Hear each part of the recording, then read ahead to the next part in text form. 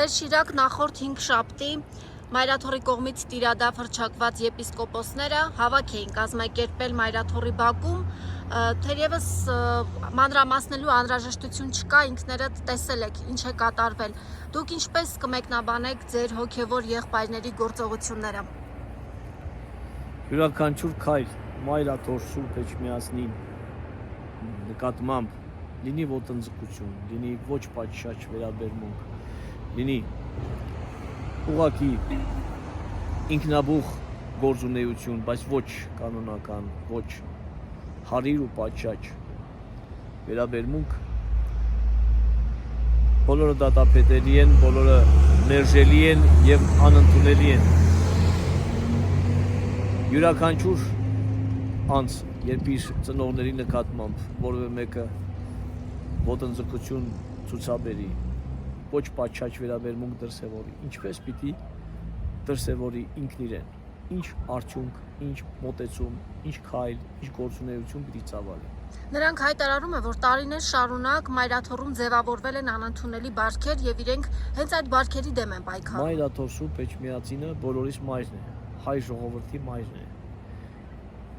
Որևէ անգամ, որևէ մեկը իր մայր ծնողի նկատմամբ որևէ վատ դրսևորում, որևէ վատ քայլ, վատ արտահայտություն կամ վատ դիրքորոշում պիտի ցուցաբերի, թե ոչ։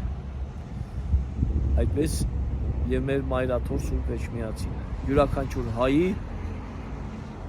դրսևորելու նրա հայելային տարբերակն է, ցույց տալու, թե ով է մարդը, ով է հայ քրիստոնյան, առավել եւս հոգեվոր հայրը։ Ուստի եւ բոլորի մայր հանդիսացող, հայ ժողովրդի մայր հանդիսացող Մայրաթորը նման վերաբերմունքի արժանի չի եւ յուրաքանչյուր քայլը նման կերպ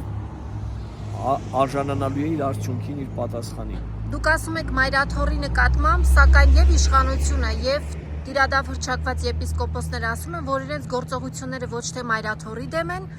այլ կաթողիկոսի։ Կաթողիկոսնով է, ամենայն հայոց հայրապետնով է, Մայրաթորում ինչ գործ ունի, եթե ուղղակի համեմատություն չկա Մայրաթորի եւ հայրապետի միջեւ։ Եթե ամենայն հայոց հայրապետը գտնվում է Մայրաթոր Սուրբ Էջմիածնում որպես կենտրոն, որպես սիրտ հայության, երկուսը միատեղ համատեղելի դրսևորմամբ են այնտեղ։ Եթե դու առանձնացնում ես որևէ մեկը մյուսից, ուրեմն կամ դու խնդիր ունես գիտակցության, կամ դու խնդիր ունես կանոնականության հետ, կամ դու խնդիր ունես ինքդ քո հետ։ Պիտի հաշվի նստես եւ ինքդ քո հետ եւ այդ բոլոր արժեքների հետ։ Ով ես դու եւ ինչի համար ես դու գործունեություն ծավալում, ինչի համար ես ընդհանրապես։ Իշխանական լրատվամիջոցը հրապարակել էր տեղեկատվություն, որն ըստ այդ լրատվամիջոցի ազգային անվտանգության ծառայությունն էր տրամադրել։ Ըստ այդ տեղեկատվության Վեհափառ հայրապետի եղբայրը Եզրաս Սրբազանը հանդիսանում է գործակալ։ Ձեզ համար այդ տեղեկատվությունը որքանով է հավաստի եւ ինչպես կմեկնաբանեք։ Նման տեղեկատվություններ ես չեմ տիրապետում ամեն դեպքում, բայց գործակալ լինել չլինելու հանգամանքը այդքան էլ էական ու կարևոր չի։ Մայրաթոր Սուրբ Էջմիածնում կամ ամենայն հայոց հայրապետի լինելիության հետ պայմանավորված։ Գործունեությունը այստեղ որևէ խնդիր չի ցուցաբերում Մայրաթոր Սուրբ Էջմիածնի համար, ամենայն հայոց հայրապետի եւ հայաստանյան ծառայական Սուրբ եկեղեցու։ Ինչպիսին է, ինչպիսին չի, դա մեր քննարկելի հարցը չի, մեր գործունեության դաշտում չի, բայց վնաս չունի Մայրաթոր Սուրբ Էջմիածինը որևէ անձի գործակալ լինելու հետ։ Մայրաթորը ունի իր կանոնական ընթացքը, որով առաջնորդվում։ Մենք ունենք բազմաթիվ